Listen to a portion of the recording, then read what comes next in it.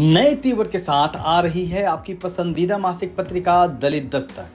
हमारा लक्ष्य है 1000 नए सब्सक्राइबर। आज ही लीजिए अपनी वार्षिक सदस्यता सिर्फ 1200 रुपए में। नीचे दिए गए नंबर पर आज ही संपर्क करिए या व्हाट्सएप करिए।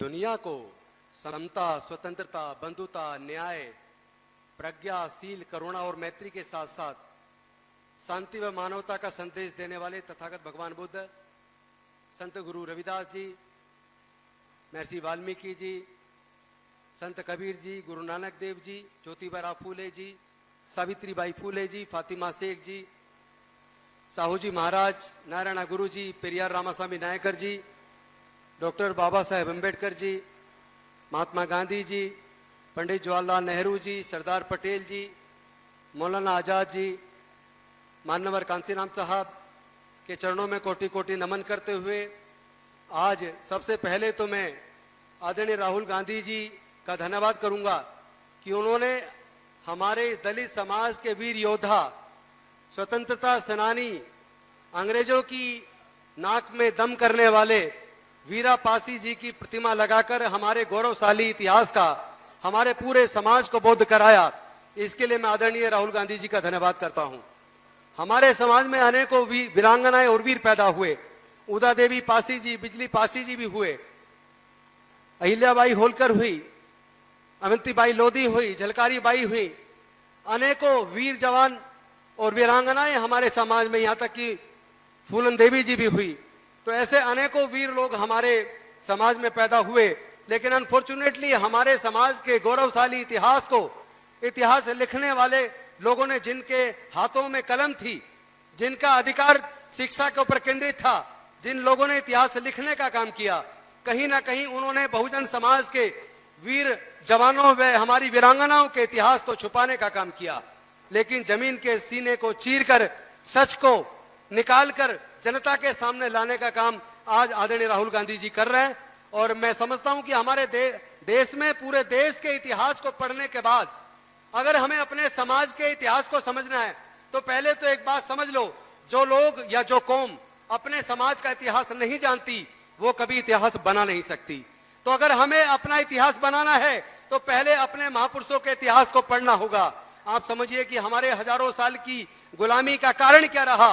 चूंकि एक ऐसा संविधान था, एक ग्रंथ तथा मनुस्मृति, जिसमें इस देश के तमाम शूद्र व चंडालों यानी अछूतों को उसमें चंडाल कहा गया। शूद्रों और चंडालों को पढ़ने का अधिकार नहीं था, उनको ज्ञान अर्जित करने का अधिकार नहीं था, उनको संपत्ति रखने का अधिकार नहीं था, उनको व्यापार करने का अधिकार नहीं था।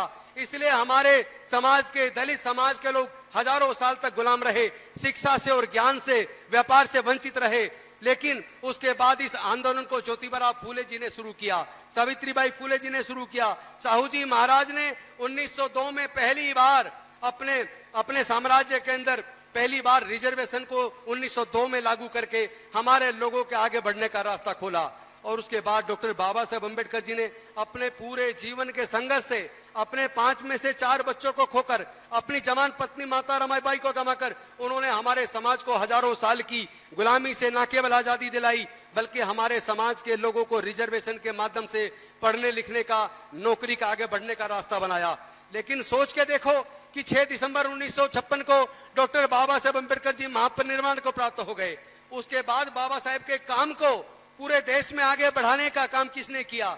दलितों को आगे बढ़ने का, रिजर्वेशन को इफेक्टिव तरीके से लागू करने का काम किसने किया? उस वक्त सरकार किसकी थी? उस वक्त सरकार कांग्रेस पार्टी की सरकार थी। और ये भी सोच के देखो, जब डॉक्टर बाबा साहेब अम्बेडकर जी संविधान सभा में आने के लिए बॉम्बे से चुनाव हार गए और उसके बाद उन्हीं की पार्टी से जोगेंद्रनाथ मंडल जी ने अपने पद से रिजाइन करके उनको पूर्वी बंगाल से चुनकर संविधान सभा में भेजा।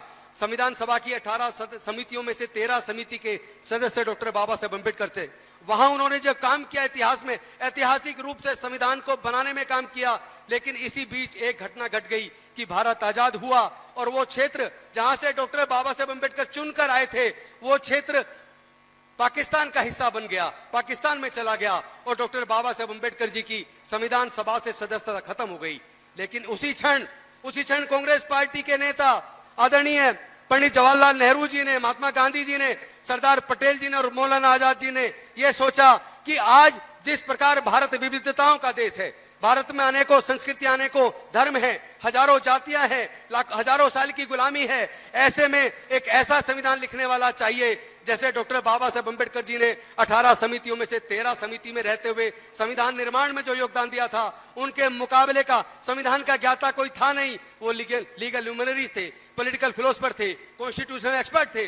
वो उन्होंने क्या किया कि डॉक्टर बाबा साहब अम्बेडकर को दोबारा संविधान सभा में लाना है। तो कांग्रेस पार्टी के एक सांसद थे, एक संविधान सभा के सदस्य थे बॉम्बे से, doctor S Jayakar.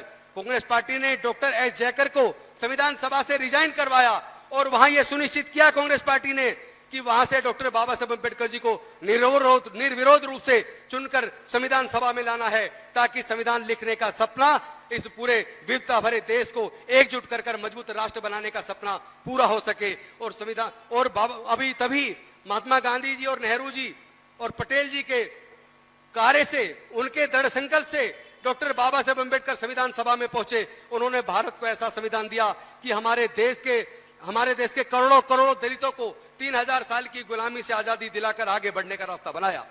Congress party के टाइम पर हमें इतना वजीफा मिल जाता था कि वजीफे के पैसे से ही पढ़ के हमारे लोग इंजीनियरिंग की डिग्री कर लेते थे, मेडिकल की डिग्री कर लेते थे, लॉ कर लेते थे, डॉक्टर बने, इंजीनियर बने, साइंटिस्ट बने, प्रोफेसर बने, तमाम ऊंची ऊंची कुर्सियों पर हमारे लोग अगर पहुंचे तो ये केवल डॉक्टर बाबा साहब अम्बेडकर जी की कुर्बानी की वजह से हुआ। लेकिन सोच के देखो, अगर कांग्रेस की नीयत खराब होती, अगर कांग्रेस के मन में इस देश के दलितों को मुख्य धारा में आकर आगे बढ़ने का रास्ता बनाने की भावना ना होती, तो क्या डॉक्टर बाबा साहब अम्बेडकर के महापरिनिर्वाण के बाद उनके दिया हुआ रिजर्वेशन आगे बढ़ता? अगर कांग्रेस की भी नीयत बीजेपी जैसी होती, जैसे आज बीजेपी ने पूरा स्कॉलरशिप खत्म कर दिया, पिछली साल का स्कॉलरशिप आया ही नहीं अभी तक, बच्चों की पढ़ाई छूट रही है। जो बच्चे जिनका एडमिशन इंजीनियरिंग में हुआ, मेडिकल में हुआ, लॉ में हुआ, आज उनका स्कॉलरशिप का पैसा नहीं आया, उनकी फीस जमा नहीं हो पा रही, पढ़ाई छोड़ने को मजबूर हैं, बच्चे सुसाइड कर रहे हैं। और दूसरी तरफ जो सैकड़ों पीएसयू कांग्रेस ने बनाए थे, जिनमें हमारे करोड़ों लोगों को नौकरियां मिली थी, वो सारे कांग्रेस का बनाए पीएसयू सारे भारतीय जनता पार्टी की सरकार ने बेच दिए। हमारे नौकरी के रास्ते बंद हो गए, ठेकेदारी प्रथा देश में लागू कर दी। लेकिन मैं अब आज पे आता हूं, आज मैं ये सोचता हूं, क्या भारत आजाद है? आप भी अपने मन में सोच के देखो, क्या भारत आजाद है? क्या हम अपने मर्जी से निर्णय ले सकते हैं? अगर हमें अगर रसिया से सस्ता तेल मिल रहा है और तेल की देश में किल्लत है, तो क्या हमें सस्ता तेल रसिया से खरीदना चाहिए कि नहीं खरीदना चाहिए? लेकिन क्या अब ये अमेरिका तय करेगा? क्या हमारे देश के प्रधानमंत्री अब ये निर्णय कि हमें रसिया से सस्ता तेल खरीदना कि नहीं खरीदना, क्या अमेरिका से पूछ के तय करेंगे? तो हमारे देश की सार्वभौमिकता कहां है?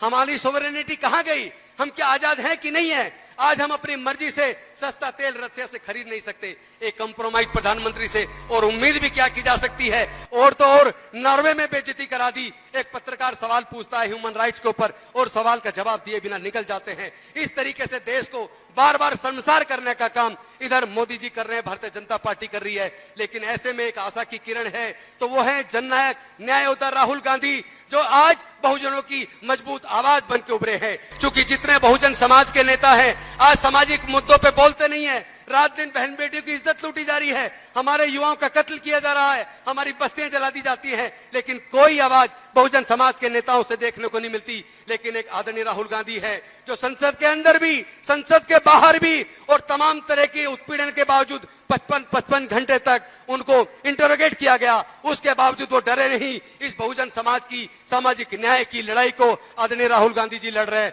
और हम सबको ऐसे अवसर पे गौरव की अनुभूति हो रही है, जिस तरह वीरा पासी जी ने हमारा गौरव बढ़ाने का काम किया, उदा देवी पासी जी ने हमारा गौरव बढ़ाने का काम किया, उसी तरह का गौरव बढ़ाने का काम इस पूरे भारत को एकजुट करके, मजबूत करके, आजादी का एहसास दिलाकर हमारे सामाजिक न्याय की लड़ाई को आदरणीय राहुल गांधी जी लड़ रहे हैं। तो हम आदरणीय राहुल गांधी जी का धन्यवाद करते हैं। और मैं, चूंकि मेरा तो जो कैडर का काम है, कैडर देने का काम करता हूं, तो मेरे कैडर में तो पूरा पौने घंटे से 1 घंटा कम से कम लगता है। तो मैं अपना बाकी का समय आदरणीय राहुल गांधी जी को दूंगा, उनको सुनूंगा, उनका मार्गदर्शन लेके हम लोग अब उत्तर प्रदेश के गांव-गांव में अपने समाज को तैयार करने का काम करेंगे। मैं आपसे पूछना चाहता हूं, अपने आने वाले बच्चों को दोबारा गुलाम बनाने से रोकने के लिए, अपने बच्चों को भविष्य के लिए आप गांव-गांव में जाकर आदरणीय राहुल गांधी जी का संदेश देंगे कि नहीं देंगे? हाथ खड़ा करके एक बार बता दो, क्या आप राहुल गांधी जी के साथ है कि नहीं है? दोनों हाथ उठा के साथ है कि नहीं है? राहुल गांधी जिंदाबाद, जय जय जय जय जय भीम, जय जय जय जय जय भीम, जय जय जय जय जय भीम। बहुत बहुत धन्यवाद, शुक्रिया। जय हिंद, जय भीम, जय भारत, जय संविधान, जोहार।